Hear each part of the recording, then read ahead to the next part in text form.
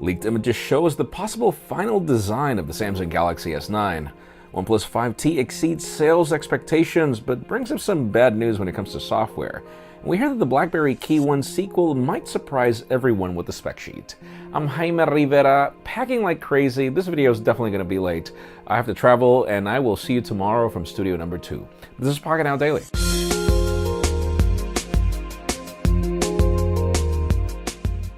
The official news today have to do with deals for Black Friday at the Google Play Store. If you're in the market for movies, movies, there are some titles that are 99 cents, rentals that are as much as 50% off, and then we have a ton of deals for applications. List this long, you can learn more in the description. Now let's move the spotlight over to bad news about Google, as we just learned that the company has been tracking our Android phones forever until now that it got caught. It's been tracking cell ID information even without your consent, meaning even when you said, "No Google, I don't want to provide my location," the phone was still tracking your cell ID information. So it does know where you are even when you told it not to. That is really creepy. We're not exactly sure what Google plans to do about this. We'll keep you posted. Now let's talk about the BlackBerry KEYone and its sequel, as the main complaint about the KEYone was not necessarily the specs, but the fact that it only had 3 GB of RAM.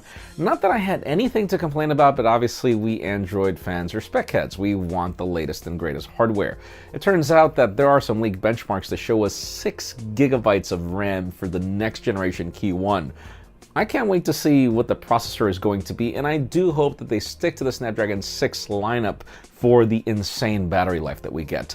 And yes, I do have a BlackBerry Motion right there. That review's coming up soon. Now let's talk about the OnePlus 5T, as the company has just tweeted that the phone pretty much broke records, sales records, in the first 6 hours of its history, meaning it sold a lot more phones than it was expecting. That's great.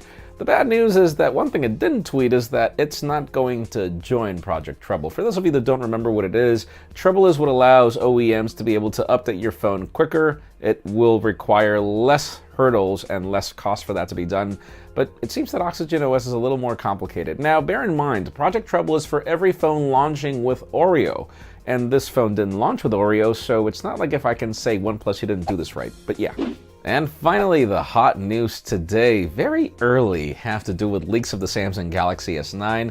We saw some leaks earlier of a vertical camera with a fingerprint scanner at the bottom, and we heard that that was going to be the Note 8. But it turns out that apparently this was the design for the Galaxy S9, and you know that case leaks are rarely ever wrong. So we could set these in stone. We noticed that the fingerprint scanner is now a place where humans can reach it, thank you. And I love the vertical dual camera design. Hopefully this is the Galaxy S9 in the end, but it leads me to the question today. What do you think? Do you like the fact that it changes completely in the back, but then the front looks pretty much similar to what we have?